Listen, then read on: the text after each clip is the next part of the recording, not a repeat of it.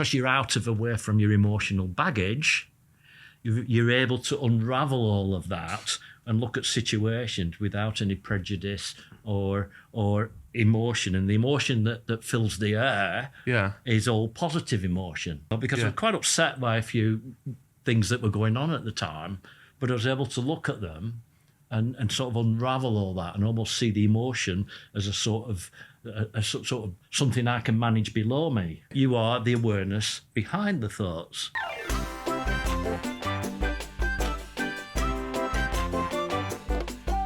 Is there one drug that raises above them all for you that's changed your life or altered your life the most? For Ayahuasca.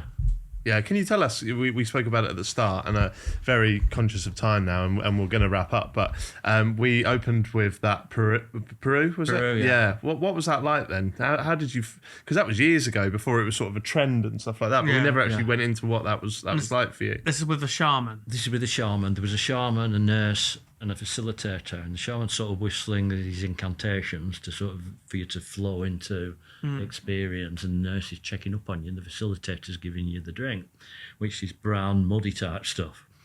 So I had a drink of that. I had the dose, and there was two other people there, and the woman on the end, she was really, we could tell she was, and I wasn't. And I was. But you weren't feeling anything? Not a lot, and because I was ill when I went in. Yeah. I had altitude sickness. Right. And I had some sort of a cold. So he said, "Do you want some more?" I said, "Yeah, okay." So I had another drink of it, and immediately after that, I realised, shit, it's immediately hitting me, and it's the first one. Right. So you doubled up. And there's no way out of this situation. But of course, because it was taking effect, I no longer cared until later. I won't go into that. So suddenly you start realising that it's like a radio and you're tuning into different vibes, different situations. And I close my eyes and it's black. And I sort of think, if I sort of go over there, my imagination's going down this track and I'm seeing things. And all the time I'm actually visualising real world things. I have this sort of emotional effect of love. Even people I hate. Right. I'm thinking, well, they're only doing it because, and you're just sort of seeing things in a different way. Yeah. Is time going slower for you at this point? You're completely unaware of time. Yeah. I mean, it didn't seem as long as it was. Yeah. I thought it was over quite quickly, but it wasn't. I was there for hours. Right. And it was. Oh, come on, I need to go somewhere else. And you can choose, where should I go to? Should I look at myself and my issues? And it's almost you're doing it as a third party. Instead of looking at a scenario with all my, I hate what Trump's doing, he's a fascist, blah, blah, blah, you're sort of able to look at it from a sort of, well, maybe he's had this is happening here. Yeah. And he's just, and feel sorry for him.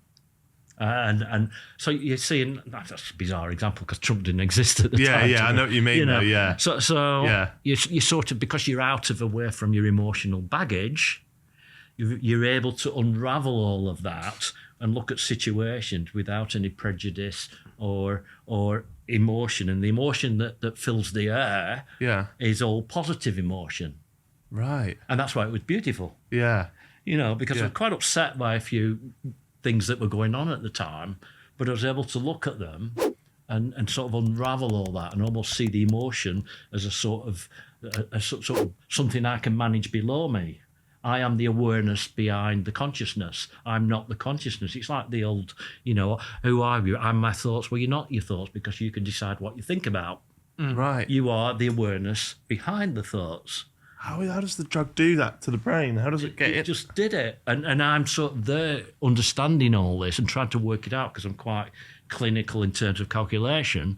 I don't know, well, what's happening to me? Why is this experience unfolding in this way? And why aren't I hurting on this and hurting with it? And I'm sort of working it out. Well, it's because I'm actually a third eye, a third perspective, and in command control over me, my awareness, looking down on my thoughts and my conscious existence. And that's what it did. Did those prejudices that took away, or the way it made you look at something different, did that last? Does that last, or is that just in the moment? It lasts for the experience, but you can't forget it. So when you're completely normal again, say a month later, you suddenly have this knowledge that, well, this isn't theory. I'm telling you now, and you probably think it's a theory. But when you've experienced something, you know it's actually real. That's what actually really happened. So you know it's there, and you start evaluating your life in a different way. You start thinking, well, why am I getting upset? Because actually I can look at this in a different way and contain it, because that's my life narrative. It's not who I am. I'm experiencing that narrative, but I'm the awareness behind that narrative, and I can take decisions from outside that narrative to change the path. So you carry that sort of knowledge and that ability, if you like, for the rest of your life. And wow. You know, people say when they've had a really strong LSD experience, they're never the same again. And it's not because the LSD has physiologically changed them. It's because they've had an experience of looking at things from a different and higher perspective, and they're able to more manage their life in a calmer and more reflective manner than they could previously. So it has changed them forever. It's the knowledge that has changed them that they can never undo. Wow. That's what it did. And that's what gave me the confidence to do the book. Yeah. Because I thought, well, of course I can do that. And, you know, and it was less, you know, it just changed me. Have you ever done ayahuasca since that then?